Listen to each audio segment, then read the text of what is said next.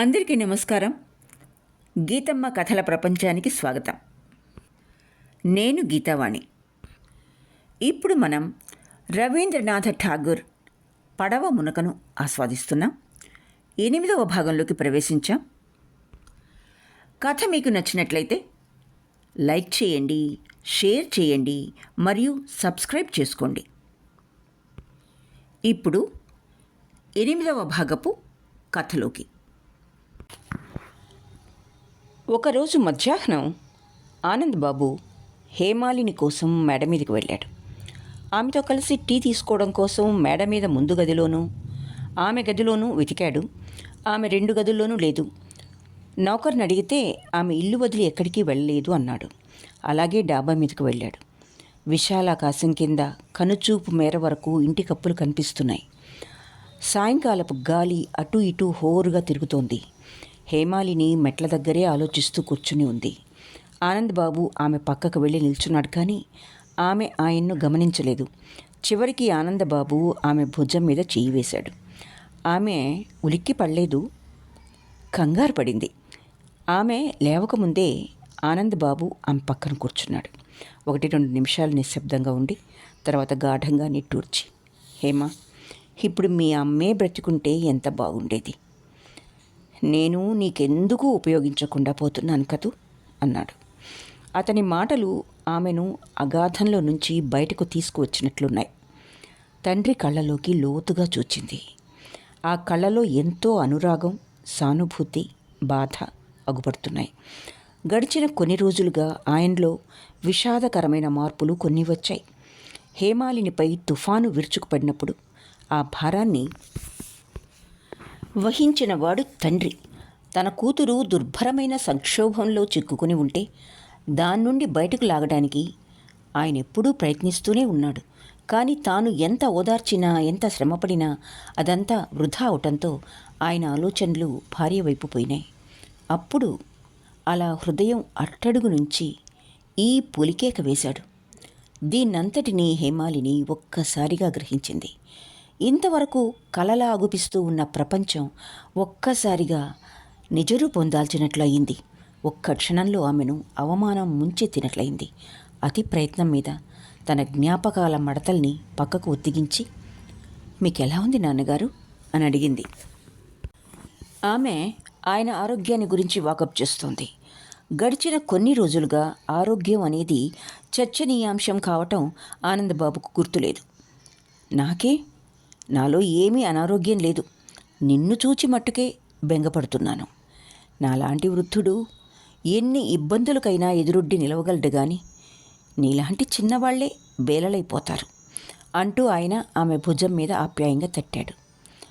నాన్నగారు, అమ్మ చనిపోయేటప్పుడు నాకు ఎన్నేళ్ళు? అప్పుడు నీకు 3 ఏళ్ళు. అప్పుడే మాట్లాడడం ప్రారంభించావు. నువ్వు అమ్మ ఎక్కడికి వెళ్ళింది అని అడగడం, వాళ్ళ నాన్న దగ్గరికి వెళ్ళింది అని నేను జవాబు చెప్పడం ఇంకా నాకు గుర్తే. నీ తల్లి తండ్రి గారు నువ్వు పుట్టకముందే చనిపోయారు. ఆయన్ను నువ్వు ఎరగనే ఎరగవు. అందుచేత నా మాటలు నీకేమీ అర్థం కాలేదు. ఊరికే చూస్తూ అట్లే ఉండేదానివి. నన్ను చేయి పట్టుకుని మీ అమ్మ గదిలోకి లాక్కు వెళ్తూ ఉండేదానివి. గది ఖాళీగా ఉన్నా ఆమె ఎక్కడికి వెళ్ళిందో తెలుసుకోవటానికి అక్కడేమైనా ఆధారాలు దొరుకుతాయేమోనని నీ ఊహ. నీ తండ్రి ఎన్నో పనులు చేయగలడని నీ ఉద్దేశం. కానీ జనన మరణ సమస్యలు వచ్చినప్పుడు ఇంత పెద్ద తండ్రి కూడా పసిపాప కంటే కనా కష్టమని నీవెరుగవు. ఇప్పుడు తెలుస్తోందిగా నేనెంత అసహాయుణ్ణో. దేవుడు నాకు నిన్ను ఆప్యాయంగా చూచుకునే మమత్వాన్నే ఇచ్చాడు గాని నీకు సహాయం చేయగల సామర్థ్యాన్ని ఇవ్వలేదు అంటూ ఆయన కూతురు తల నిమిరాడు. హేమాలిని వణుకుతున్న తండ్రి చేతిని తన చేతుల్లోకి తీసుకుంది. నాకెంత ప్రయత్నించినా అమ్మ గుర్తుకు రావటం లేదు. ఆమె మధ్యాహ్నం పూట తన గదిలో పడుకుని ఏదో పుస్తకం చదువుతుండేది. నాకు అది ఇష్టం ఉండేది కాదు. ఆ పుస్తకం అవతల పారేయడానికి ప్రయత్నించేదాన్ని అంటూ వాళ్ళు గతాన్ని గురించి సంభాషించసాగారు. హేమ తండ్రిని ప్రశ్నలతో ముంచెత్తింది. తల్లి ఎలా ఉండేది? ఆమె అలవాట్లేమిటి, అభిరుచులేమిటి, వారి జీవితం ఎలా సాగేది, ఆ రోజులు ఎలా గడిచేవి, ఇటువంటి ప్రశ్నలన్నీ వేసింది. చేతనైనంత వరకు తండ్రి సమాధానం చెప్పాడు. వాళ్ళు అలా మాట్లాడుకుంటూ ఉండగా సూర్యాస్తమయం అయింది. ఆకాశం రాగి రంగు దాల్చింది. ఇంతలో జోగేంద్ర అక్కడికొచ్చాడు. అతను రావటంతోనే తండ్రి కూతుళ్ల సంభాషణ ఆగిపోయింది. ఇద్దరూ లేచి నిలబడ్డారు. జోగేంద్ర ఇద్దరి ముఖాల్లోకి ఆతృతగా చూచి, హేమా, ఈ మధ్య డాబా మీదనే ఇష్టాగోష్ఠి జరుపుతున్నట్లుందే అన్నాడు. జోగేంద్రకు ఈ విషయ పరిణామాలకు చాలా చిరాగ్గా ఉంది. పగలు రాత్రి ఇంటిని నిశ్శబ్దత ఆవరించి ఉంటుంది. ఇంటి దగ్గర గడపడం అతి దుర్భరంగా ఉంది. అయినా ఇతర సాంగత్యం అంటే భయంగా ఉంది. ఏమంటే స్నేహితులని, తెలిసిన వాళ్ళని ఎవరిని కలుసుకున్నా వాళ్ళు ముందుగా హేమాలిని వివాహాన్ని గురించే 1,00,000 ప్రశ్నలు వేస్తున్నారు. ఇటువంటి సందర్భాలలో హేమాలిని విషయం చాలా దూరం లాక్కు వెళ్తుంది. దీనికంతా మూలం ఆడపిల్లలు ఇంగ్లీష్ చదవటమే. హేమ ఉద్దేశం ప్రకారం రమేష్ తనను వదిలి వెళ్ళాడు గనుక తాను భగ్న హృదయంగా రూపొందాలని. అందుచేతనే ఆమె ఇలా తయారవుతోంది. నవలలు చదివే యువతికి ప్రేమలో అగ్ని పరీక్ష రావటం ప్రత్యేకమైన సన్నివేశమే అనుకున్నాడు జోగేంద్ర. హేమతో కాసేపు కులాసాగా గడపవచ్చునని పైకొచ్చాను అన్నాడు ఆనందబాబు. ఆయనకు హేమను అన్న ఎత్తిపొడుపుల మాటల నుండి, వేళాకోళం నుంచి పరిరక్షించాలని ఆకాంక్ష. టీ బల దగ్గరే కూర్చొని మాట్లాడుకోవచ్చుగా. హేమను ఇలా తెలివి తక్కువగా తయారు చేస్తున్నది మీరే నాన్నగారు. ఇలా అయితే నేను ఇంట్లోంచి వెళ్ళిపోతాను అన్నాడు జోగేంద్ర. హేమాలిని అప్పుడే ప్రపంచంలోనికి వచ్చినట్లు, మీరు టీ తీసుకోలేదా నాన్నగారు అంది. టీ అంటే కవిత్వం లాంటిదేం కాదు. అది దానంతటదే సూర్యాస్తమయం ఆకాశం మీద రంగు గుంబరించినట్లు ఉద్భవించదు. మీరు డాబా మీద కూర్చుని కబుర్లు చెప్పుకుంటుంటే దానంతటదే ఈ కప్పులు నిండిపో అన్నాడు జోగేంద్ర. హేమాలిని గాభరాను తొలగించడానికి ఆనందబాబు తటాలున ఇలా అన్నాడు. నేను ఇవాళ నుంచి టీ తాగడం మానేయాలనుకుంటున్నాను. ఎందుకని నాన్న? క్రమంగా సన్యాసం కూడా పుచ్చుకుందాం అనుకున్నారా? అయితే నాగతి ఏమిటి? నేను గాల్లో బ్రతకలేను అన్నాడు జోగేంద్ర. సన్యాసం పుచ్చుకోవటం కాదు, రాత్రిళ్ళు నాకు నిద్ర పట్టడం లేదు, అందుకని టీ మానేద్దాం అనుకున్నాను. నిజం చెప్పాలంటే ఆనందబాబు ఇదివరకు హేమాలినితో మాట్లాడుతూ ఉన్నప్పుడు టీ తాగాలన్న విషయం మదిలో మెదులుతూ ఉండేది. అయితే ఈరోజు అలా జరగలేదు. ఏమంటే ఇవాళనే ఈ డాబా మీద హేమాలిని హృదయ స్ఫూర్తిలో మామూలు స్థాయిలో మాట్లాడుతూ ఉంది. అందుచేత ఇక్కడి నుండి కదలబుద్ధి కాలేదు. అయితే హేమాలిని తండ్రి మాటలు విశ్వసించలేదు. రండి నాన్నగారు, మీరు టీ తీసుకోవాల్సిందే అంది. ఆనందబాబు ఆమె వెనుకని నడిచాడు. ఆయన గదిలోకి ప్రవేశించేటప్పటికే అక్షయ్ బాబు అక్కడ కూర్చొని ఉండటం చూచి ఆశ్చర్యపోయాడు. ప్రస్తుతానికి హేమ పూర్వపు మనిషిగానే ఉంది. కానీ అక్షయ్ కనిపిస్తే కథ మళ్ళీ మొదటికొస్తుందేమో. అయితే హేమాల్ని కూడా వెంటనే గదిలోకి అడుగుపెట్టేసింది గనక ఇప్పుడిక చేయగలిగిందేమీ లేదు. అక్షయ్ లేచి నుంచున్నాడు. జోగేంద్ర, నేను ఇక వెళ్ళిపోతాను అన్నాడు. అందరూ నివ్వెరపోయేటట్లు హేమాలిని ఇలా జవాబు చెప్పింది. ఏమిటి అక్షయ్ బాబు, అంత తొందర పనే ఉంది? ముందు ఒక కప్పు టీ తాగండి అంది. అక్షయ్ తిరిగి కూర్చున్నాడు. మీరు రాకముందు 2 కప్పుల టీ తాగేశాను. మీరు కటాక్షిస్తే మరో కప్పు కూడా తాగుతాను. హేమాలిని నవ్వింది. బలవంతం చేయడం ఇదే మొదటిసారి. నిజం, మంచి వస్తువు ఇస్తామన్నప్పుడు నిరాకరించడం నాకెప్పుడూ చేత కాదు. అలాగే నువ్వు స్వీకరిస్తానన్నప్పుడు మంచి వస్తువు కూడా అభ్యంతర పెట్టదులే. పురోహితుడు ఇంతకంటే మంచి ఆశీర్వాదం ఇవ్వగలడా అన్నాడు జోగేంద్ర. ఇలాగే సంభాషణ జోరుగా సాగిపోయింది. ఆనందబాబు టీ టేబుల్ యథాపూర్వకంగా హుషారుగా తయారైంది. ఇన్నాళ్ళు బిగ్గరగా నవ్వని హేమాలిని ఇవాళ కప్పు ఎగిరిపోయేలా నవ్వుతూ ఉంది. ఆమె తండ్రితో ఇలా అంది. అక్షయ్ బాబు ఒళ్ళు మర్చిపోయాడు నాన్నగారు. మీ మాత్రలు వేసుకోకపోయినా అతను ఆరోగ్యంగానే ఉన్నాడు. వాటి వల్ల ఏమాత్రం ప్రయోజనం ఉన్నా అతనికి ఈ పాటికి ఏ తలనొప్పో వచ్చేది. ఆనందబాబు సుఖంగా నవ్వాడు. తన వాళ్ళు మళ్ళీ తన మాత్రలను గురించి వ్యాఖ్యానించడం ఆయనకు సంతోషదాయకంగా ఉంది. అంటే తన ఇంట్లో ఇదివరకటి కులాసా వాతావరణం ఏర్పడుతోందన్న మాట. మీరేం చేస్తున్నారో నాకు తెలుసు. అతని విశ్వాసాన్ని హేళన చేస్తున్నారు అన్నాడు. అక్షయ్ కూడా తన మాత్రల్ని తప్పకుండా వాడతానని హామీ ఇచ్చాడు. ఈ సంభాషణ చాలా వరకు సాగిపోయేది, కానీ హేమాలిని తలదూవుకోవాలని చెప్పి వెళ్ళింది. తండ్రి దగ్గర తను ఒక్కడే మిగిలాక జోగేంద్ర, నాన్నగారు, మనం ఇంకా ఆలస్యం చేయకూడదు, హేమ వివాహం చెయ్యాలి అన్నాడు. ఆనంద్ బాబు అతని వంక తేరిపార చూశాడు. జోగేంద్ర ఇంకా ఇలా అన్నాడు, రమేష్కు హేమకు వివాహాన్ని గురించి ఇంకా ఎన్నో గుసగుసలు వినబడుతున్నాయి. నేనొక్కడినే ఇంకా ఎన్నాళ్ళు అవస్థపడను. నిజం బయట పెట్టేద్దామా అంటే హేమను చూచి ఆ పని చెయ్యలేను. అందుచేత నేను నోరు మూసుకొని పోట్లాడాలి. ఆ రోజు చూచారుగా, అఖిల్ను తీసుకువెళ్లాల్సి వచ్చింది. అతను ఇదంతా ఎంక్వైరీ చేస్తున్నట్లు విన్నాను. హేమకు సాధ్యమైనంత త్వరగా వివాహం అయిందనిపిస్తే ఈ లేనిపోని గొడవలన్నీ తగ్గిపోతాయి. వాటంతట అవే అడుగున పడిపోతాయి. నా బాదరబందీ తప్పుతుంది. అందుచేత ఈ ముహూర్తాన్ని వాయిదా వేయవద్దని మిమ్మల్ని ప్రాధేయపడుతున్నాను. అయితే ఆమె ఎవరిని వివాహం చేసుకుంటుందంటావు అన్నాడు ఆనందబాబు. ఒక్కడే ఒకడున్నాడు. ఇప్పుడు జరుగుతున్న గొడవంతా చూస్తే వేరే ఒక మనిషిని తీసుకురావటం ఏమంత తేలికైన పని కాదు కూడా. పాపం, అక్షయ మొదట్నుంచి కనిపెట్టుకొనున్నాడు. చెప్పిన మాట వింటాడు. మాత్ర వేసుకోమంటే మాట్లాడకుండా గొంతులో వేసుకుంటాడు. అతన్ని వివాహం చేసుకోమని ఆజ్ఞాపించండి, తక్షణం అలా చేస్తాడు. నీకేమైనా వెర్రెత్తిందా జోగేన్? హేమ అతన్ని వివాహం చేసుకుంటుందనుకుంటున్నావా? మీరు జోక్యం కలిగించుకోకుండా ఉంటే దాని ఒప్పుదల నేను సంపాదిస్తాను. లేదు జోగేన్, అలా లాభం లేదు. నీ వల్ల ఆ పని కాదు. అనవసరంగా అమ్మాయికి కష్టం కలిగిస్తావు. అమ్మాయిని కొంతకాలం అలా వదిలి. వెర్రి పిల్ల, అప్పుడే వివాహానికి తొందర ఏముంది? నేనేం బలవంతం చేయనులేండి. చాకచక్యంగా మెల్లగా అడుగుతాను. ఆమెతో పోట్లాడుతూ తప్ప మాట్లాడలేననుకుంటున్నారా ఏమిటి? జోగేంద్రది పాదాల కింద పచ్చికను పెరగనిచ్చే స్వభావం కాదు. వెంటనే హేమ గదిలోకి వెళ్ళి, చలాయ్, నీతో మాట్లాడాలి అన్నాడు. హేమ ఏమిటో చెప్పమన్నట్లుగా చూచింది. నాన్నగారు చూచావా ఎంత అనారోగ్యంగా ఉన్నారో అన్నాడు జోగేంద్ర నాందిగా. హేమాలిని ఏమీ అనలేదు.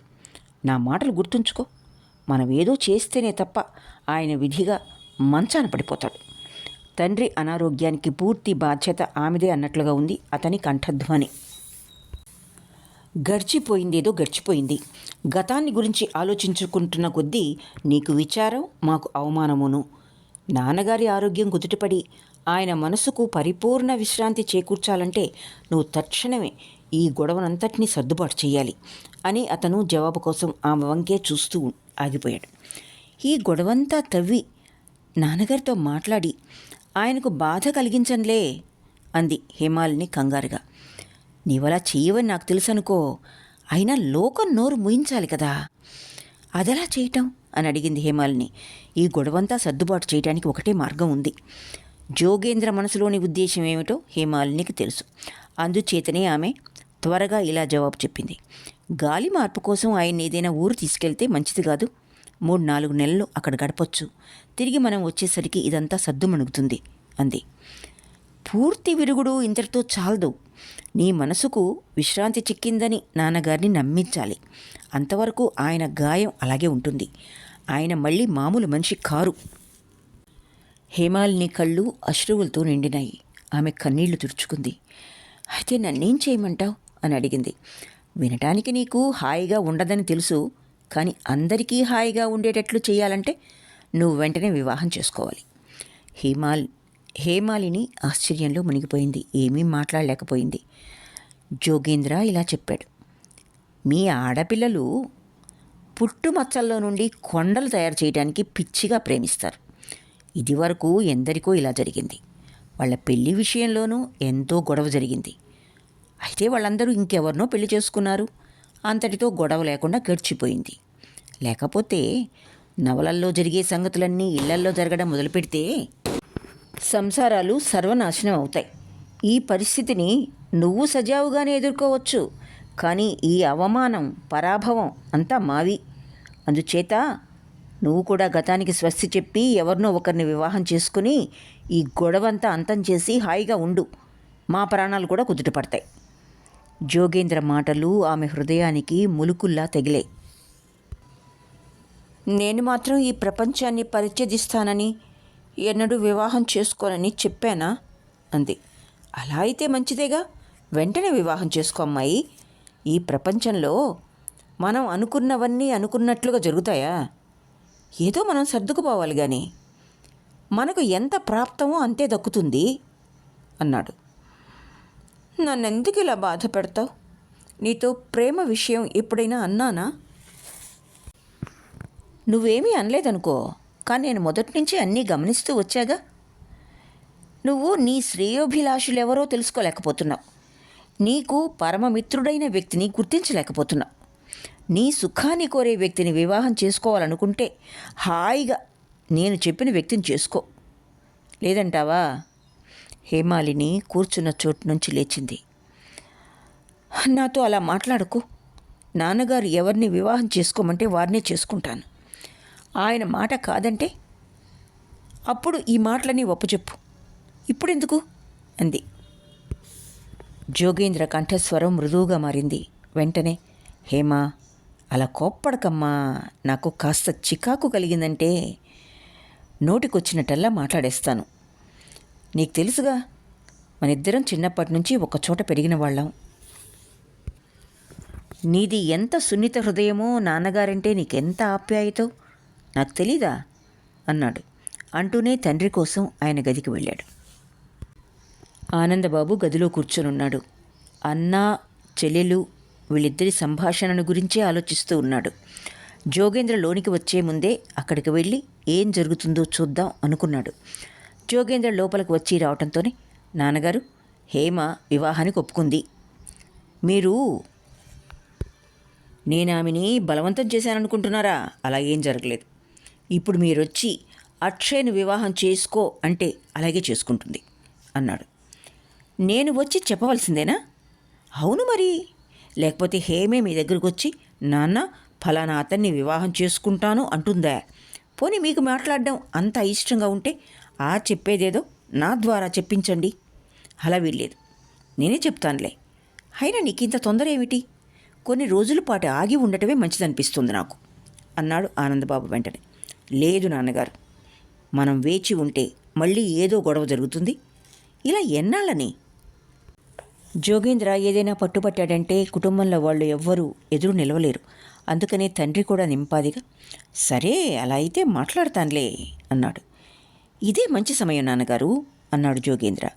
ఆమె మీకోసమే ఎదురు చూస్తోంది. ఈరోజే ఈ విషయం పరిష్కారం చేయండి. సరే, నువ్వు ఇక్కడే ఉండు, నేను అమ్మాయితో మాట్లాడి వస్తాను. అలాగే. ఆనందబాబు వెళ్ళేసరికి ఆ గదంతా చీకటిగా ఉంది. ఎవరో కుర్చీలోంచి లేచిన అలికిడయింది.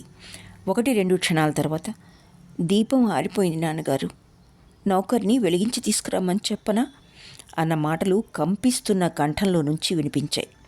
అయితే ఆనందబాబుకి దీపం దానంతటది ఆరిపోలేదని బాగా తెలుసు.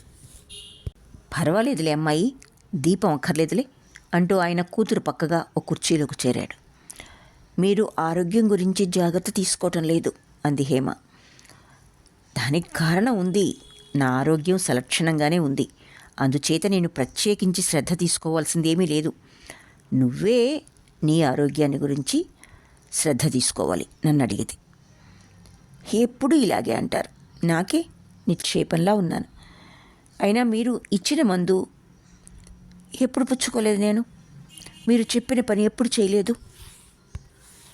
కుమార్తెను ఓదార్చడానికి అది కాదులే తల్లి, నువ్వు చెప్పినట్టల్లా చేస్తూనే ఉన్నావు.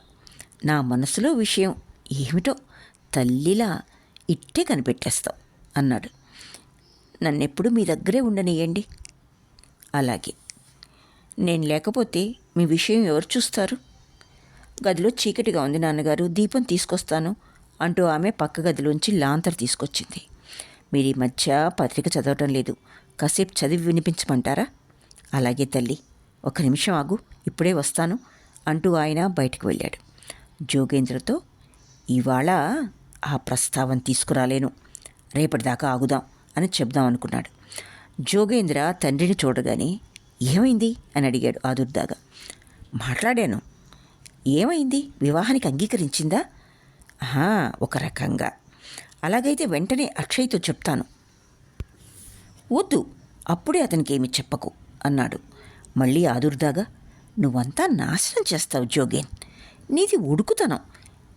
ఎవ్వరికి ఏమీ చెప్పక్కర్లేదు. మనం ఊరికి వెళ్ళి వచ్చేంతవరకు అన్ని ఏర్పాట్లు నిలిపి ఉంచుదాం. జోగేంద్ర జవాబు చెప్పకుండా వెళ్ళిపోయాడు. భుజం మీద శాలువా వేసుకుని అక్షయ్ ఇంటికి వెళ్ళాడు. సరాసరి అక్షయ్య ఆ సమయంలో ఏదో పుస్తకం చదువుతున్నాడు. జోగేంద్ర పుస్తకం అవతల పారేసి, ఇప్పుడు ఆ పాడు గొడవ ఎందుకు, నీ వివాహానికి ముహూర్తం చూడాలి అన్నాడు. హారి భగవంతుడా అని ఆశ్చర్యపోయాడు అక్షయ. మరునాడు ఉదయం హేమాలిని మామూలు వేళ్ల కంటే ముందుగా లేచింది. తండ్రి కోసం ఆయన పడగ్గదికి వెళ్ళింది. ఆయన గదిలో నిశ్శబ్దంగా ధ్యాన నిమగ్నుడై ఉన్నాడు. గదిలో ఎక్కువ సామాన్లు లేవు. మంచం, పరుపు. ఒక గోడకు హేమ తల్లి ఫోటో వేలాడుతోంది. ఆ ఫోటో పురాతన వస్తు సంచయ కేంద్రానికి పంపటానికి అర్హంగా ఉంది. హేమ తండ్రి ప్రక్కన కూర్చుంది. నాన్నగారు, ఇవాళ మనం ఇప్పుడే టీ తాగేద్దాం. తర్వాత మీరు నాకు పాత కథలన్నీ చెప్పండి, వింటాను. అలాంటి కథలు వినటం అంటే నాకెంతో ఇష్టం. ఆనందబాబు అలాగే అంటూ టీ కోసం బయలుదేరాడు. ఇంకా కొంతసేపు అయితే అక్షయ తయారవుతాడు. సాధ్యమైనంత త్వరగా తండ్రి గారి ప్రైవేట్ గదిలోకి వెళ్ళిపోయి అక్షయ గొడవ నుండి తప్పించుకోవాలని హేమ తాపత్రయపడుతోంది. కూతురి తొందర చూస్తుంటే ఆయనకి ఎంతో విచారం అనిపించింది. ఆమె భయపడిన లేడీలా ఉంది. మెట్లు దిగివచ్చి చూస్తే నీళ్లు ఇంకా కాగినట్లు కనిపించలేదు. నౌకర్ని చీవాట్లు వేశాడు. మామూలు వేళ కంటే ముందుగా టీ అడుగుతారని నాకేం తెలుసునంటూ వాడు గొల్లుమన్నాడు. ఈ రోజుల్లో నౌకర్లు తమ తమ సుఖాలే చూసుకుంటారు కానీ ఇతర విషయాల్లో శ్రద్ధ వహించరు. వాళ్లకు అడుగడుగునా గుర్తు చేసే నౌకరు మరొకడు ఉండాలి అనుకున్నాడు ఆనందబాబు. సరే, మొత్తం మీద టీ తయారైంది. ఆనందబాబు హడావిడిగా టీ తాగడం మొదలుపెట్టాడు. ఏమిటి వాళ్ళ ఇంత తొందర నాన్నగారు అని అడిగింది హేమ నివ్వెరపోయి. ఏం లేదు, వాతావరణం చల్లగా ఉంది కదూ, వేడి వేడి టీ తాగితే వెచ్చగా ఉంటుంది అన్నాడు ఆయన. ఇంతలోనే అక్షయ్ను వెంటేసుకుని జోగేంద్ర గదిలో ప్రవేశించాడు. అక్షయ తన అలంకారంలో ప్రత్యేక శ్రద్ధ తీసుకున్నట్లున్నాడు. చేతిలో వెండి పొన్ను చేతికర్ర, అందమైన గడియారం గొలుసు, ఎడం చేతిలో ఓ పుస్తకం పొట్లం కట్టి ఉంది. తన మామూలు కుర్చీలో కూర్చోకుండా హేమాలిని ప్రక్కగా ఓ కుర్చీ లాక్కుని అక్కడ కూలబడ్డాడు. ఇవాళ మీ గడియారం పరిగెత్తుతున్నట్లుందే అన్నాడు. హేమాలిని అతని వంక చూడలేదు, జవాబైనా చెప్పలేదు. హేమ, మేడ మీదకి పోదాం పద, నా బట్టలు కొన్ని ఎండలో ఆరవేయాలి అన్నాడు ఆనందబాబు. అంత తొందరే నాన్నగారు, ఎండేం పారిపోదు. హేమ, అక్షయ్కి ఒక కప్పు టీ పొయ్యి, నాకు కూడా కావాలి, కానీ అతిథులకు ముందు అన్నాడు జోగేంద్ర. అక్షయ నవ్వుతూ హేమాలిని వైపు తిరిగాడు. ఎంత ఆత్మత్యాగమో చూచావా? జోగేంద్ర సాక్షాత్తు సర్ ఫిలిప్ సిడ్నీ వంటివాడు అన్నాడు. అక్షయ మాటల్ని లెక్కకు తీసుకోకుండా హేమాలిని 2 కప్పుల్లో టీ పోసింది. ఒకటి జోగేంద్రకు అందించి రెండోది అక్షయ్ ముందుకు జరిపింది. తండ్రి వంక చూసింది. ఆలస్యం చేస్తే డాబా మీద ఎండ ఎక్కువ అవుతుంది, రా హేమ, పైకి వెళ్దాం అన్నాడు ఆయన. అలా ఉండనీయండి, అక్షయ ఎందుకొచ్చాడంటే అంటూ జోగేంద్ర ప్రారంభించాడు. ఆనందబాబు కోపం ప్రజ్వరిల్లింది. మీరిద్దరూ మమ్మల్ని వేధించుకు తింటున్నారు. ఒక మనిషి మానసిక వ్యధతో చిక్కి శల్యమవుతూ ఉంటే నీ ఇష్టం వచ్చినట్లు చేయమంటూ అలా వెంట పడతావే? అక్కడికి ఎన్నో రోజులు భరించాను, ఇంకా భరించలేను. హేమ, ఇక ముందు టీ నువ్వు నేను మేడ మీదకి తెప్పించుకొని తాగుదా అన్నాడు. ఆయన హేమను పైకి లాక్కు వెళ్ళాలనుకున్నాడు. కానీ ఆమె ప్రశాంతంగా ఇలా అన్నది. అప్పుడే ఏం తొందర నాన్న, ఇంకా మీరు టీ త్రాగడం పూర్తి కాలేదు.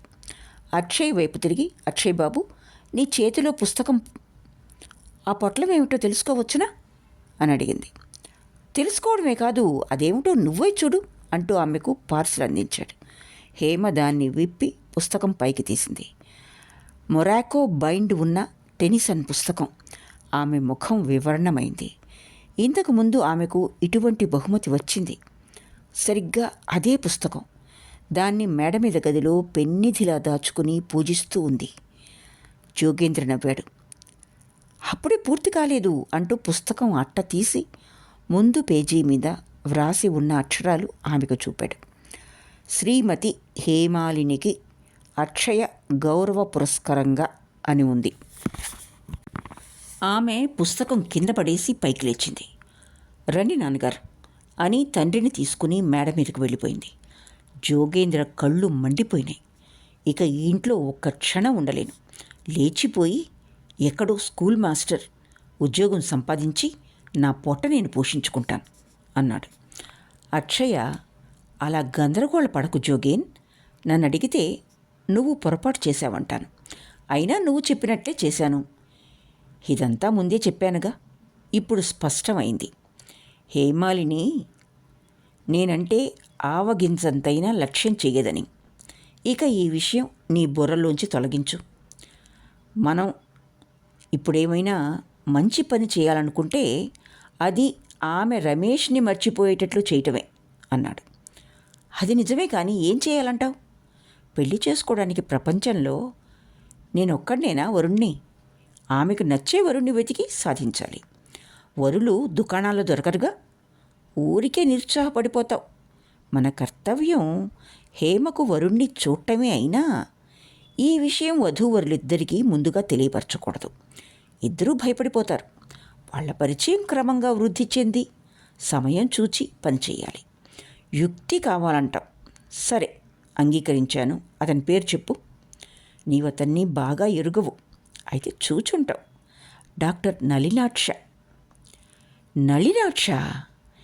ఏమిటి ఆశ్చర్యం? బ్రహ్మ సమాజంలో అతన్ని గురించి ఏదో పుకారు ఉన్నదనుకో. అదంతా మనం లెక్కలోకి తీసుకునక్కర్లేదు.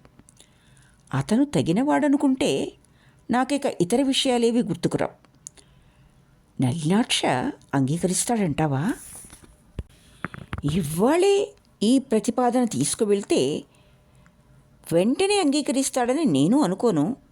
కానీ కాలం తమాషా చేస్తూ ఉంటుంది. నా మాట విను జోగేన్. రేపు నళినాక్ష ఏదో ఉపన్యాసం ఇవ్వబోతున్నాడు. హేమాలిని నీతో అక్కడికి తీసుకెళ్ళు. అతను మంచి వక్త. ఆడవాళ్లను ఆకర్షించడానికి అటువంటి వాళ్లే కావాలి. వెర్రివాళ్ళు. చెప్పినట్టు వినే భర్త కంటే వటవట వాగే భర్తలే తమకు ఎక్కువ సుఖం ఇస్తారనుకుంటారు. సరే, ముందు నళినాక్ష చరిత్ర చెప్పు. అతని గురించి పూర్తిగా తెలుసుకోవాలి. అలాగే చెప్తాను, కానీ ఎక్కడైనా ఏ లోటైనా దాన్ని పట్టుకుని అసలు ఈ ప్రతిపాదనే తోసిపారేయకూడదు. నళినాక్ష కథను అక్షయ్ చెప్పాడు. దాన్ని ఈ క్రింది విధంగా సంక్షిప్తపరచవచ్చు. నళినాక్ష తండ్రి రాజవల్లభ్ ఫరీద్పూర్ ప్రాంతంలో భూస్వామి. 30 సంవత్సరాల వయసులో ఆయన బ్రహ్మ సమాజం స్వీకరించాడు. ఆయన భార్య మట్టుకు అందుకు వ్యతిరేకి. అందుచేత ఆమె మట్టుకు తన పూర్వ విశ్వాసాలే నిలుపుకుంటూ వస్తోంది. రాజవల్లభకు ఇదంతా చిరాగ్గా, అసహ్యంగా ఉండేది. వారి కొడుకు నళినాక్ష చిన్నతనంలోనే బ్రహ్మ సమాజంలో ప్రవేశం సంపాదించాడు. డాక్టరీ చదివిన తర్వాత గవర్నమెంట్లో ఉద్యోగం సంపాదించాడు. అతని సచ్చీలము, వృత్తి నైపుణ్యము అందరూ కొనియాడుతూ ఉంటారు. ఇంతలో ఒక విపరీతం తటస్థించింది. రాజవల్లభ్ ముసలితనంలో ఒక విధవరాల్ని వివాహం ఆడతానన్నాడు. ఎవరు ఎన్ని చెప్పినా ఆయన నిశ్చయాన్ని కదపలేకపోయారు. ఆయన అనేదేమంటే, నా ప్రస్తుత భార్య నేను అనుసరిస్తున్న మతాన్ని, విశ్వాసాన్ని అవలంబించడం లేదు. అందుచేత నేను నాకు తగిన మరొక స్త్రీని వివాహం చేసుకుంటాను అని. అందరూ వద్దంటున్న ఆయన ఈ విధవరాలని హిందూ ధర్మశాస్త్ర ప్రకారం వివాహమాడాడు. నళినాక్ష తల్లి భర్తను వదిలి కాశీకి ప్రయాణమైంది. నళినాక్ష అప్పుడు రంగాపూర్లో స్వంతంగా ప్రాక్టీస్ మానేసి తల్లి వెంట కాశీకి వస్తానన్నాడు. ఆ వృద్ధురాలు సజ్జల నేత్రాలతో, నాయనా, మన ఉద్దేశాలు వేరు. నీ అంతట నువ్వు ఎందుకు అనవసరంగా యాతన పడటం అంది. కానీ తల్లి సుఖాన్నే తన పరమార్థంగా భావించి నళినాక్ష ఆమె వెంట కాశీ వెళ్ళాడు. ఆమె అతన్ని ఒక మంచి రోజు చూసి, నువ్వు పెళ్లి చేసుకోవాయే అని అడిగింది. నాకు ఇలాగే బాగుంది. తల్లి కుర్రవాడి బాగు కోరి నా మూలంగా నీ సుఖాలు పాడు చేసుకోవద్దు నాయన. నీకు ఇష్టం వచ్చిన పిల్లను పెళ్లి చేసుకో, నాకేం అభ్యంతరం లేదు అంది. నలినాక్ష ఈ విషయం 1-2 రోజులు ఆలోచించి తల్లితో తన నిశ్చయం ఇలా తెలిపాడు. అమ్మా, నీకు నచ్చిన కోడలిని తీసుకొస్తాను. పనిపాటలు చేతనైనది, నీకు సేవ చేసేది, ఎన్నడూ కష్టపెట్టకుండా ఉండేది అయినా మంచి పిల్లని తీసుకొస్తాను. ఇలా చెప్పి అతను వధువును వెతకడానికి బెంగాల్ వెళ్ళాడు. తరువాత ఏం జరిగింది అన్న విషయం మీద ఎన్నో అభిప్రాయాలున్నాయి. ఒక అభిప్రాయం ఏమిటంటే, అతను ఏదో పల్లెటూరుకు వెళ్ళాడని, అక్కడ ఒక అనాథ బాలికను వివాహం చేసుకున్నాడని, ఆ అమ్మాయి కొద్ది రోజులకే చనిపోయిందని. అక్షయ అభిప్రాయం ఏమంటే, అతను వివాహం చేసుకుందామనుకున్నాడని, ఇంతలో మనసు మార్చుకున్నాడనేను. ఏమైనప్పటికీ అక్షయ ఉద్దేశ్యం ప్రకారం అతను ఎలాంటి పిల్లను వివాహమాడినా తల్లికి అభ్యంతరం లేదు. అదీగాక హేమ వంటి సౌందర్య రాశిని, సద్గుణ ఖనిని చూచిందంటే ఆమె ఉబ్బి తబ్బిబ్బవుతుందని, హేమతో కొద్ది పరిచయం అయితే చాలు నలినాక్ష ఆమెను మంచి భార్యగా కనిపెట్టగలడని. ఇంతకు అక్షయ సలహా ఏమిటంటే, ఆ యువతీ యువకులను పరస్పరం పరిచయం చెయ్యమని. అక్షయ వెళ్ళిపోవటంతో జోగేంద్ర మేడ మీదకి వెళ్ళాడు. అక్కడ ఆనందబాబు, హేమ కబుర్లు చెప్పుకుంటూ కూర్చున్నారు. ఆనందబాబు కొడుకును ముఖాముఖి చూడలేకపోయినాడు. టీ బల్ల దగ్గర సంభాషణ ఆయన్ను ఇంకా పరితపింప చేస్తూనే ఉంది. రా జోగేంద్ర, ఇలా వచ్చి కూర్చో. నాన్నగారు, మీరు హేమ ఈ మధ్య అసలు ఇల్లు వదిలి కదలటమే లేదు. ఎప్పుడు ఈ 4 గోడల మధ్య అంటిపెట్టుకుని ఉండటం ఆరోగ్యానికి అంత మంచిది కాదు. తండ్రి కూతురు దానికి తప్పు నీదంటే నీదని కాసేపు వాదులాడుకున్నారు. చివరికి హేమ బయటికి వెళ్ళటానికి తనకేమీ అభ్యంతరం లేదని చెప్పింది. అలా అయితే మంచిదే. రేపు చిన్న సమావేశం ఉంది, హేమను అక్కడికి తీసుకువెళ్ళండి. సమావేశమా? ఎవరు మాట్లాడతారు అని అడిగింది హేమ. డాక్టర్ నలినాక్ష. నలినాక్ష అన్నాడు ఆనందబాబు. చాలా బాగా మాట్లాడతాడు. అతన్ని గురించి ఎంతో ఉదాత్త చరిత్ర ఉంది. ఎంత ఆత్మత్యాగి, ఎంత గంభీరుడు. అలాంటివాడు కోట్లల్లో ఒకడుంటాడు అన్నాడు జోగేంద్ర. 2 గంటల క్రిందటి వరకు అతనికి నలినాక్షను గురించి ఏదో పుకారు తప్ప మరేం తెలియదు. సరే, అయితే సమావేశానికి వెళ్ళి విందాం అంది హేమ. ఆమె ఇలా ఉత్సాహం చూపడం ఆనందంగా, సంతోషంగా ఉంది. నలుగురిలో తిరిగితే ఆమె మామూలు మనిషి అవటానికి ఎక్కువసేపు పట్టదు. సరే, మమ్మల్ని రేపు అక్కడికి తీసుకెళ్ళు. ముందు నలినాక్షని గురించి నీకు తెలిసిందంతా చెప్పు. అతని గురించి చాలా కథలు వ్యాపకంలో ఉన్నాయి అన్నాడు ఆనందబాబు.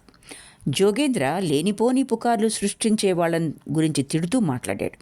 తరువాత నలినాక్ష గురించి తనకు తెలిసిందంతా చెప్పాడు. తన తల్లిని సుఖపెట్టడానికి నలినాక్ష కాశీ వెళ్ళాడు ఆమె వెంట. ఇక్కడి వాళ్ళంతా అతని గురించి కట్టుకథలు అలుతున్నారు. నా మట్టుకు నేను నిక్కచ్చైన మనిషి అంటాను. నువ్వేమంటావు హేమ అన్నాడు చివరికి. నేను నీలాగే అభిప్రాయపడుతున్నాను అంది హేమ. హేమ అతన్ని సమర్థిస్తుందని నాకు ముందే తెలుసు. అలాగే అవసరం వస్తే తండ్రిని సుఖపెట్టడానికి ఏం చేయమంటే అలా చేస్తుంది. ఆనందబాబు కూతురి వంక ఆప్యాయంగా చూచాడు. హేమ ముఖం ఎర్రగా తయారైంది. ఆమె కంగారుగా కళ్ళు మూసుకుంది. ఆనందబాబు, హేమాలిని మధ్యాహ్నం పూట సమావేశం నుంచి ఆలస్యంగా ఇంటికి తిరిగి వచ్చారు. ఆయన టీ టేబుల్ దగ్గర కూర్చుని మొత్తం మీద బాగానే ఉంది అన్నాడు. అంతకంటే ఇంకేమనలేదు. ఆయన మనసు ఎంత తీవ్రంగా ఆలోచనలో మునిగి ఉన్నదంటే హేమాలిని అక్కడి నుండి పైకి వెళ్ళడం కూడా ఆయన గమనించలేదు. ఉపన్యాసకుడు నలినాక్ష యువకుడు, అందగాడు, పరిపూర్ణ వయస్కుడు. తన యవ్వనాన్ని అలాగే నిలబెట్టుకున్నాడు. అతని ఆత్మ పరిపక్వం ముఖం మీద స్పష్టంగా కనిపిస్తున్నట్లు ఉంది. నలినాక్ష మాట్లాడిన విషయం నష్టము అనేది. దాని అంతర్గత భావన ఏమిటంటే, నష్టమంటూ ఏమీ ఉండకపోతే న్యాయమైన లాభం అనేది ఉండదని, మనం ప్రయత్నం చేయకుండా లభించేది నిజమైనది కాదు. మళ్ళీ త్యాగం వల్ల సంపాదించింది మటుకే మనది, మన స్వంతం. నిజానికి మానవుని ఆత్మ నష్టపోవటంలోనే అత్యధిక శక్తితో ఆ నష్టపోయిన దాన్ని కూడా తీసుకోవడానికి ప్రయత్నం చేసి నెగ్గుతుంది. మనం నష్టపోతే తల వంచవచ్చు, చేతులు ముకుళించవచ్చు, దాన్ని కానుకగా భావించవచ్చు. నలినాక్ష ఉపన్యాసం హేమాలినికి బాగా హత్తుకుంది. ఆమె డాబా మీద కూర్చుని దాన్ని గురించే ఆలోచిస్తోంది. ఆమె హృదయం నిండుగా ఉంది. ఆకాశం, భూమి కేవలం ఖాళీగా ఉన్నట్లు అనిపించడం లేదు. వాళ్ళు ఉపన్యాసం నుంచి తిరిగి వస్తూ ఉండగా జోగేంద్ర అక్షయ్తో అన్నాడు, నువ్వు చెప్పినట్లుగా నిజంగా గొప్పవాడే. ఏం తమాషా వ్యక్తి. అతడు చెప్పింది సగానికి సగం నాకు అర్థం కానే లేదు. రోగికి కావలసిన మందు నిర్ణయించడానికి ముందు రోగ విధానం తెలుసుకోవాలి. హేమాలిని రమేష్ జ్ఞాపకాలతో బాధపడుతోంది. ఆమె బాధ తొలగించాలంటే ఇటువంటి తమాషా వాతావరణం సృష్టించాలి. మన ఇద్దరి వంటి సామాన్యులు ఈ పని చెయ్యలేరు. అతను మాట్లాడుతూ ఉండగా హేమ ముఖం వంక చూచావా అన్నాడు అక్షయ. చూచాను. హేమ ఉపన్యాసాన్ని బాగా జీర్ణించుకున్నట్లే ఉంది. అంత మాత్రాన ఉపన్యాసకుణ్ణి పాణిగ్రహణం చేసేసుకుంటుందంటావా? నువ్వు నేను అలా ఉపన్యాసం ఇచ్చి ఆడవాళ్లను ఆకర్షించలేం. ఆడవాళ్ళని ఆకర్షించడానికి సన్యాసుల్లో చాకచక్యం ఉంటుంది. అందుకనే నేను నలినాక్షను ఎంచుకున్నాను. రమేష్ కంటే అతను అనేక రెట్లు గొప్పవాడు. ఇలా వాళ్ళిద్దరూ ఈ విషయం మీదే తర్కించుకుంటూ వచ్చారు. వాళ్ళు ఆనందబాబు గదిలో ప్రవేశించేసరికి హేమ అవతల గుమ్మంలోంచి బయటకు వెళ్ళిపోయింది. ఆమె మనం వస్తున్నప్పుడే ఏ కిటికీలో నుండో చూచి ఉంటుంది అన్నాడు అక్షయ. అతను ఆనందబాబు ప్రక్కనే కూర్చుంటూ, నలినాక్ష చెప్పిన మాటలు నా హృదయానికి హత్తుకున్నాయి. ఎందుచేతనంటే అతను హృదయాంతరాళ నుండి మాట్లాడుతున్నాడు. అవును, నలినాక్ష సమర్థుడే అన్నాడు ఆనందబాబు. సమర్థుడా? అంత చిన్న మాట సరిపోతుందా? అతను సాక్షాత్తు భూమి మీద నడిచే పరమ గురువు అన్నాడు అక్షయ్. అలా వాళ్ళు ముగ్గురు నలినాక్ష గుణగణాలను గురించి, గొప్పతనాన్ని గురించి మాట్లాడుకుంటూ కూర్చున్నారు. అతని ఆరోగ్యాన్ని గురించి కూడా సంభాషణ జరిగింది. చివరికి అక్షయ ఇలా అన్నాడు, చూడండి, ఒకరోజు అతన్ని తీసుకొచ్చి మీకు పరిచయం చేస్తాను. అతనితో మీరు ఈ విషయాలన్నీ మాట్లాడండి. నాకు లోగడ చెప్పినట్లు అతనికి కూడా పళ్ళరసం ఆరోగ్యం చేకూరుస్తుందేమో ఆలోచించండి. నలినాక్షను పరీక్ష చేసి. జోగేంద్ర లేచి, అక్షయ, నాకు వెర్రెత్తుతోంది. ఏమిటి నువ్వు మాట్లాడుతున్న చెత్త? నేను ఇక వినలేను అంటూ ఆ గదిలో నుంచి బయటికి వెళ్ళిపోయాడు. హేమాలినితో ఈ గొడవలన్నీ రాకముందు ఆనందబాబు ఆరోగ్యం బాగానే ఉండేది. అయినా ఆయన డాక్టర్లు ఇచ్చిన మందులన్నీ మింగుతూ ఉండేవాడు. అయితే ఇప్పుడు ఆయనకు మందుల మీద ధ్యాస తగ్గిపోయింది. ఐహిక సంబంధమైన బాధలు కేవలం ఊహాజనితమే అయినప్పుడు వాటిని గురించి చర్చ హుషారుగా ఉంటుంది. ఇప్పుడు నిజంగానే ఆరోగ్యం దెబ్బతినటంతో ఆ విషయాన్ని గురించి ప్రత్యేకించి చెప్పవలసిందేమీ లేకుండా పోతుంది. ఆయన గదిలో పడకుర్చీలో పడుకుని నిద్రపోతున్నాడు. జోగేంద్ర అడుగులు చప్పుడు విన్న హేమాలిని తన చేతిలో ఉన్న కుట్టు పనిని కింద పడేసి తొందరగా అతని దగ్గరకు వెళ్ళి నిద్రపోతున్న తండ్రిని మేలుకొల్పవద్దని చెప్పింది. జోగేంద్ర తనతో పాటే నలినాక్షను తీసుకురావటం ఆమెకు విస్మయం కలిగించింది. ఆమె పక్క గదిలోకి తప్పుకుందాం అనుకుంటూ ఉండగా జోగేంద్ర ఇలా అన్నాడు, హేమ, నలినాక్ష బాబుని తీసుకొచ్చాను, పరిచయం చేస్తానుండు. హేమాలిని కంగారుగా అక్కడ నిలబడింది. నలినాక్ష బాబు మెల్లగా ఆమె ముందుకొచ్చి వంచిన తల ఎత్తకుండానే ఆమెకు అభివాదం చేశాడు. ఇంతలో ఆనందబాబు నిద్ర మేలుకొని కూతుర్ని పిలిచాడు. హేమ లోపలికి వెళ్ళి తండ్రితో నింపాదిగా నలినాక్ష బాబు వచ్చారు అని చెప్పింది. జోగేంద్ర అతిథిని లోపలికి తీసుకొచ్చాడు. ఆనందబాబు అతనికి స్వాగతం చెప్పాడు. నిజంగా మా అదృష్టమనే చెప్పాలి మీరు మాకు దర్శనం ఇవ్వటం. హేమ, అలా పరిగెత్తకు, నింపాదిగా కూర్చో. నలినాక్ష బాబు, మా అమ్మాయి హేమాలిని. మేమిద్దరం ఇటీవల మీ ఉపన్యాసం వినటం తటస్థించింది. ఎంతగానో ఉప్పొంగిపోయాం మీ వాక్చాతుర్యానికి. మీరొక విషయం చెప్పారు. అదేమిటంటే, ఒకసారి మనం సంపాదించింది తిరిగి పోగొట్టుకోవడం అంటూ ఉండదు, మరిన్ని పూర్తిగా సాధనలోనికి మనకు నష్టమే అవుతుంది అని. దీనిలో ఎంతైనా నిజం ఉంది. అంతేకాదు హేమ, నిజమైన పరీక్ష ఒక వస్తువు మన దగ్గర నుంచి వెళ్ళిపోయినప్పుడే ప్రారంభమవుతుంది. అప్పుడు కానీ నిజంగా అది మనదేనా కాదా అన్న ప్రశ్న రాదు. నళిన్ బాబు, నీకు ఒక విషయం చెప్పాలనుకుంటున్నా. మీకు తీరుబడిగా ఉన్నప్పుడు అప్పుడప్పుడు మా ఇంటికి వస్తూ ఉండండి. ఇలాగే కులాసాగా కాలం గడుపుతూ ఉందాం. మాకు తరచూ బయటకు వెళ్ళే అలవాటు లేదు. తీరుబడిగా ఉన్న సమయంలో రావచ్చు.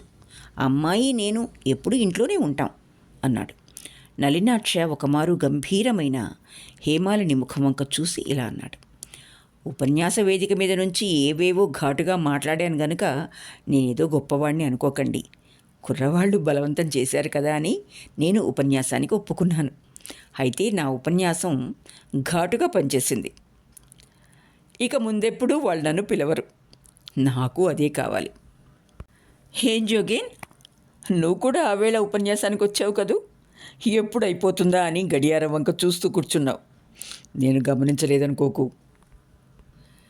అదా, నిజం చెప్పొద్దు, నాకు ఉపన్యాసం అర్థం కాలేదు. అందుకు నా తెలివితేటల్ని నిందించుకోవాలి. ఏమైనా జోగేన్, కొన్ని విషయాలున్నాయంటే అవి కొంత వయసు వచ్చిన వాళ్ళకు తప్ప అర్థం కావు అన్నాడు ఆనందబాబు. అవును, కొన్ని వయసుల్లో అందరూ అన్ని విషయాలు అర్థం చేసుకోనక్కర్లేదు అన్నాడు నలినాక్షబాబు.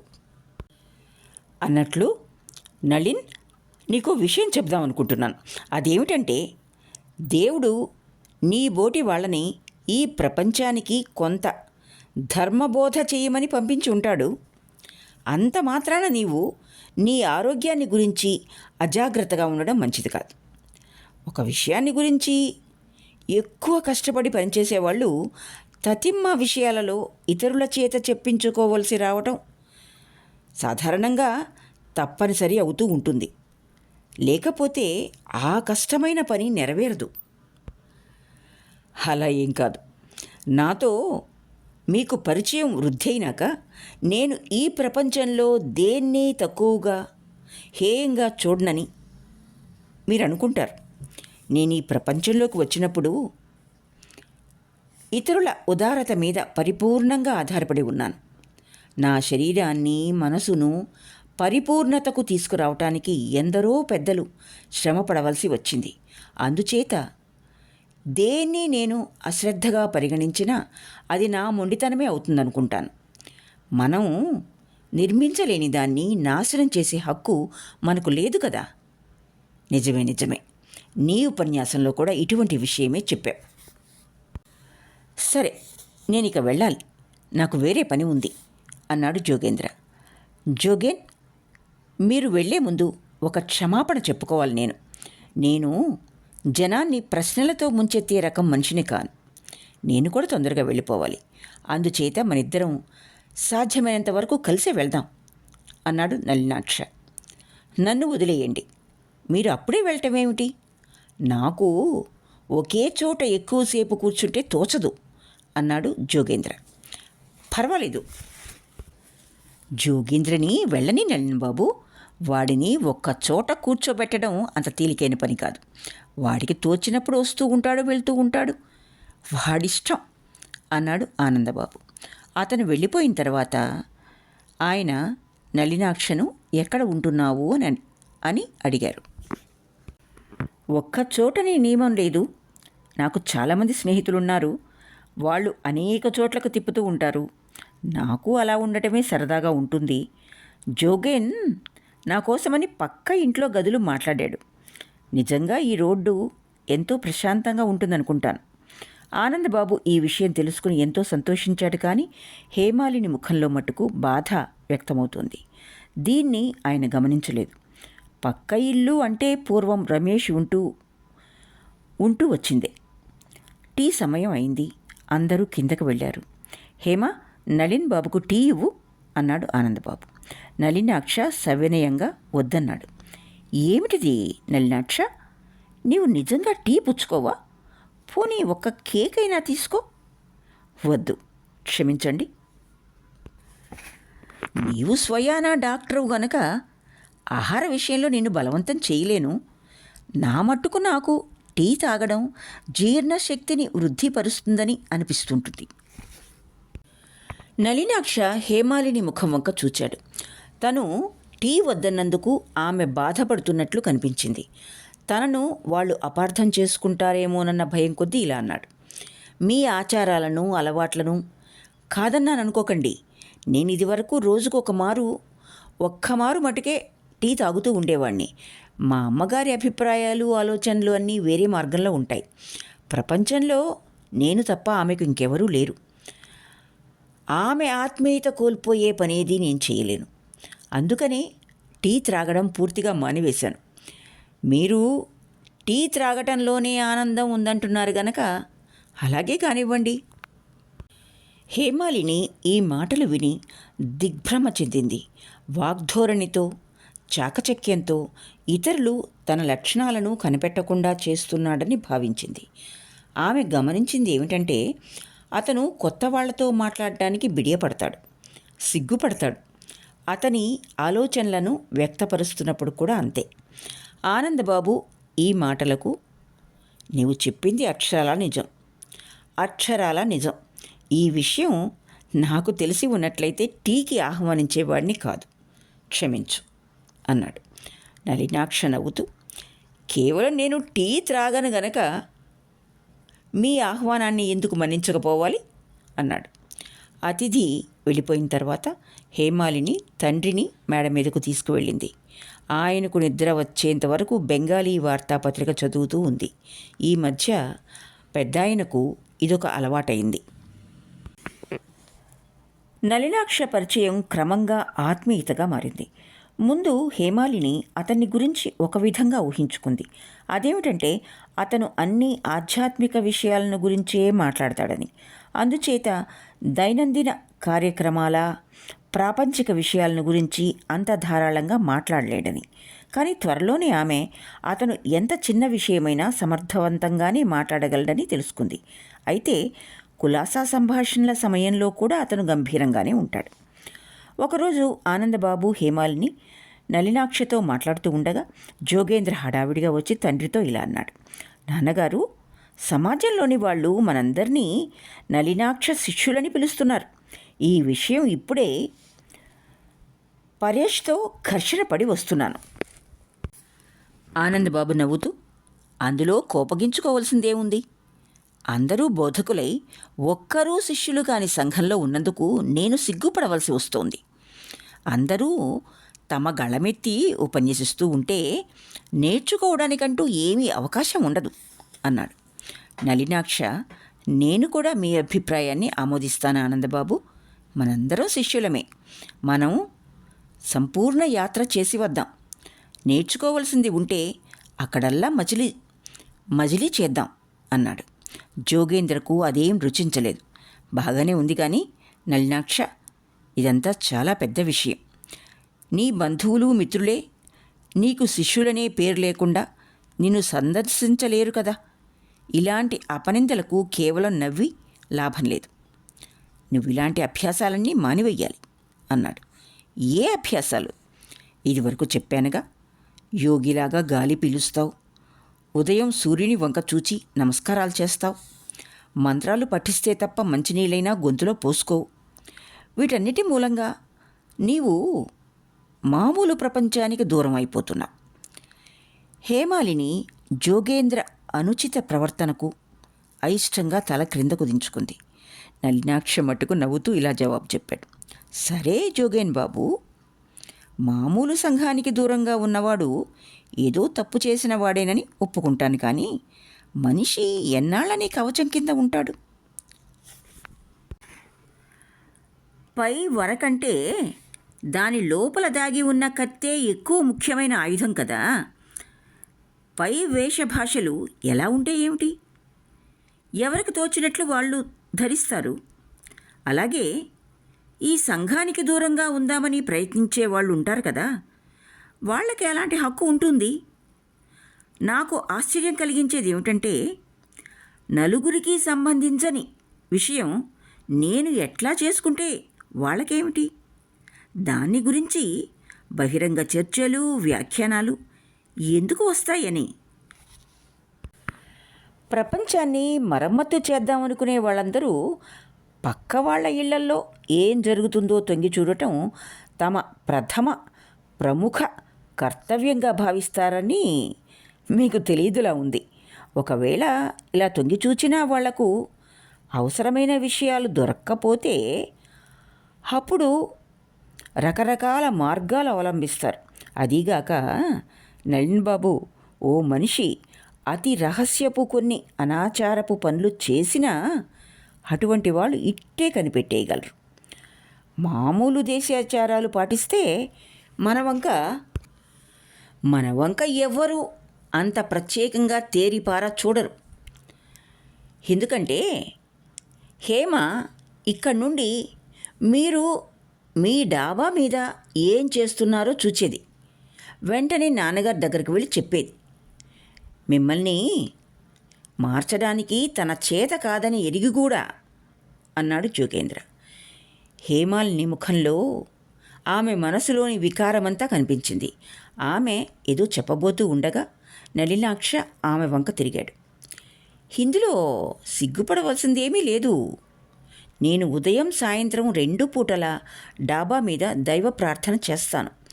ఆ సమయంలోనే మీరు గాలి కోసం పైకి వచ్చి ఉండొచ్చు. అప్పుడు నా చర్యల్ని గమనించడంలో ఏమీ పొరపాటు లేదు. ఏమంటే మీకు కళ్ళు ఉండటం మీ తప్పు కాదుగా. అసలు విషయం హేమ మీ దైనందిన ప్రార్థనలను హేయంగా చూచిందేమీ లేదు.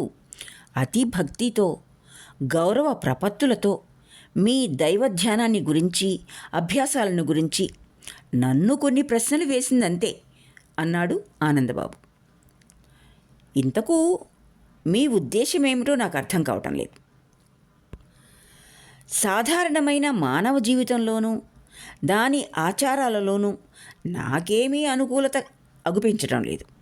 అందుకోసం ప్రత్యేకించి రహస్యంగా కొన్ని అభ్యాసాలు చేయటం వల్ల లాభం ఏమిటో అది నాకు తెలియటం లేదు. అలా చేస్తే వ్యక్తి మానసిక పరిస్థితి తలకిందై పక్షపాత బుద్ధి ఏర్పడవచ్చు. నేను ఇలా చెప్తున్నందుకు కోప్పడకండి. నేను అతి సాధారణమైన మనిషిని. ఈ ప్రపంచంలో అత్యంత అధమమైన స్థానంలో కూర్చొనున్నాను. పై స్థాయిలో వాళ్ళతో చేరాలంటే వాళ్ళ మీదకి రాళ్ళు వేయడం తప్ప మార్గం లేదు. నాలాంటి వాళ్ళు ఇంకా లెక్కలేనంతమంది. కనుక మీరు అలాంటి వాళ్ళనందరినీ వెనకనే వదిలేసి అవాస్తవిక ప్రపంచానికి ఎగబాకితే మీకెన్నో అడ్డంకులు, దుర్ఘటనలు ఎదురవుతాయి, అన్నాడు జోగేంద్ర.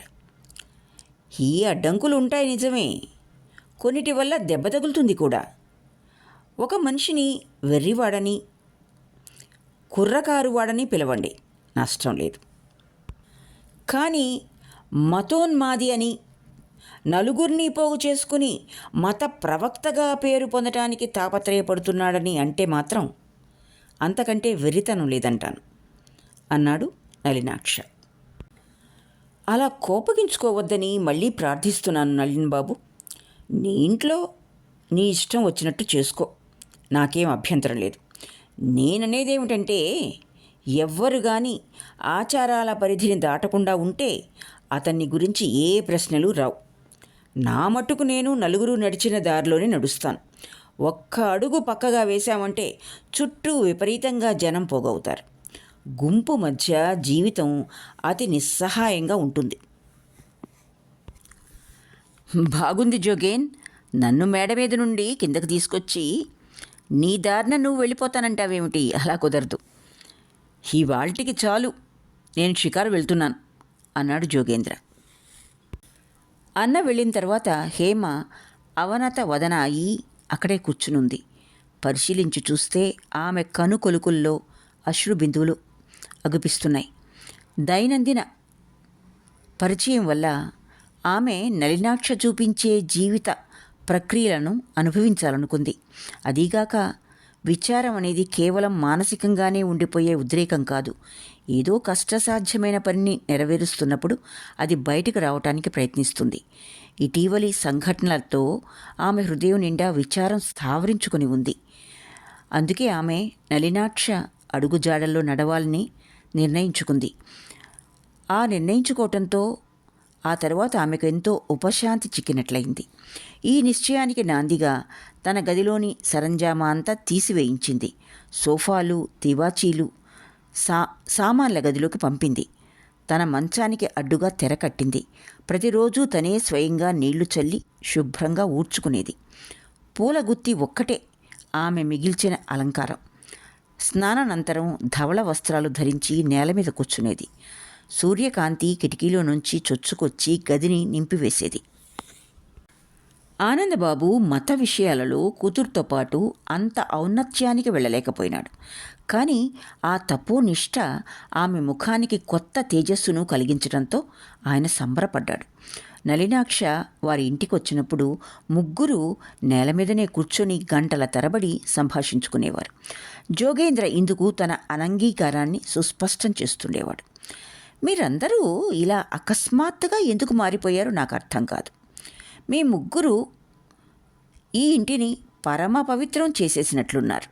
నా బోటివాడు అడుగు పెట్టడానికి సరిపోయే చోటు కూడా మిగిలి ఉన్నట్టు లేదు. ఒకప్పుడైతే అన్నగారి మాటలకి హేమాలినికి విపరీతంగా కోపం వచ్చేది. కానీ ఇప్పుడు ఆమె నలినాక్ష చూపించిన మార్గంలో ఒక్క చిరునవ్వు మటుకు విసిరి ఊరుకుంటుంది. ఇప్పుడు ఆమెలో పరిపూర్ణత, ఆత్మవిశ్వాసము కలిగినాయి. ఒకనాడు ఉదయం ఆమె స్నానం చేసి ధ్యానం ముగించి తన గదిలో ఏకాంతంగా కూర్చుని ఉంది. అప్పుడు ఆనందబాబు నలినాక్షతో సహా లోనికి వచ్చాడు. హేమాలిని హృదయం పరిపూర్ణతతో పొంగిపోతూ ఉంది. పెద్దల ఎడ చూపే సహజ గౌరవంతో ఆమె వారికి పాదాభివందనం చేసి వారి పాదధూళిని స్వీకరించింది. నలినాక్ష కంగారు పడ్డాడు. ఆనందబాబు అతనికి ధైర్యం చెప్పాడు. మరేం గందరగోళ పడకు, అమ్మాయి సరైన పనే చేస్తోంది. నలినాక్ష ఇంతవరకు ఎప్పుడు వారి ఇంటికి ఇంత ఉదయాన్నే రాలేదు. హేమాలిని అతని ముఖం వంక ఏమిటి అన్నట్లు చూచింది. తనకు ఇప్పుడే బెనారస్లో తన తల్లికి సుస్థిగా ఉన్నట్లు వర్తమానం వచ్చిందని, అందుచేత రాత్రి రైలుకు తాను కలకత్తా వదిలి వెళ్ళవలసి ఉంటుందని, ప్రయాణ సన్నాహాలకు పగలంతా సరిపోతుంది గనక వారి వద్ద సెలవు తీసుకోవడానికి ఇంత పెందలకడనే వచ్చానని చెప్పాడు నలినాక్ష. మీ అమ్మగారి ఆరోగ్యం బాగాలేదంటే నాకు విచారంగా ఉంది. ఆమె తొందరగానే తేరుకుంటుందని ఆశిస్తున్నాను. నువ్వు మాకు చేసిన సహకారానికి నీకు ప్రత్యుపకారం చేసే సామర్థ్యం మాకు లేకుండా పోయిందే అన్నాడు ఆనందబాబు. నలినాక్ష, లేదు లేదు, మీ సహకారానికి నేనే మీకు రుణపడి ఉన్నాను. నాయందు ఎంతో దయగా ఉన్నారు. మీ నుంచి నేను అనేకం నేర్చుకున్నాను అన్నాడు నలినాక్ష. ఇంతకు విచిత్రమైన విషయం ఏమిటంటే, నీతో పరిచయం కాకముందు మాకు మా జీవితాలలో ఏదో కొరత ఉన్నట్లే అనిపించేది, కానీ అదేమిటో మాకు స్పష్టంగా తెలిసేది కాదు. నువ్వు వచ్చిన తర్వాత మాకు ఆ చిక్కులన్నీ మంచులా విడిపోయినాయి. అందుకు నీకెంతో కృతజ్ఞులం. ఇంతకు మనను ఈ విధంగా కలిపింది విధే. నన్ను కూడా కాస్త చెప్పనీయండి. ఇంతవరకు నేను నా జీవితానికి సంబంధించిన అత్యంత రహస్యాలు మీకు తప్ప ఇంకెవరికి చెప్పలేదు. నాకు ఆ విధమైన ఉపశాంతి మీ వల్ల లభ్యమైంది. హేమ ఈ సంభాషణలో పాలు పంచుకోలేదు. నళినాక్ష సెలవు తీసుకోబోయేంత వరకు అలాగే నిశ్శబ్దంగా గంభీరంగా ఉండి అప్పుడు మటుకు, మీ తల్లిగారి ఆరోగ్యం గురించి మాకు ఉత్తరం రాయడం మరవకండి అంది. సెలవు తీసుకునే ముందు మరొకసారి అతనికి పాదాభివందనం చేసింది. అక్షయ ఈ మధ్య ఈ ఇంటి వైపు రావటం లేదు. కానీ నళినాక్ష బెనారస్ వెళ్ళిపోయిన తర్వాత జోగేంద్ర అతన్ని తిరిగి టీ సమయానికి తీసుకొస్తున్నాడు. హేమాలిని ముఖ కవళికలను బట్టి ఆమె ఇంకా ఏమాత్రం రమేష్ను గుర్తుపెట్టుకుని ఉంది అనే విషయం అంచనా వేయడానికి ప్రయత్నిస్తున్నాడు అక్షయ. కానీ నిజానికి ఆమె ఎంతో నిశితంగా నిర్మలంగా కనిపిస్తోంది. మామూలు ధోరణిలోనే ఈ మధ్య కనిపించడం లేదే అని అడిగింది. రోజూ వచ్చి కనిపించాలా? ఆ పాటి అవసరం ఉందా నాతో అని ఆకర్షించాడు అక్షయ. అవసరం ఉంటే తప్ప కనిపించకూడదనే నియమం ఏర్పరచుకుంటే మనలో చాలామందిమి ఏకాంత నివాసం చేయాల్సి ఉంటుంది అంది హేమ నవ్వుతూ. జోగేంద్ర వాళ్ళిద్దరికీ అనుకూలంగా ఉండేటట్లు కాసేపు మాట్లాడాడు. హేమ సంభాషణ పెంచకుండా కప్పుల్లో టీ పోసింది, ముగ్గురికి అందించింది.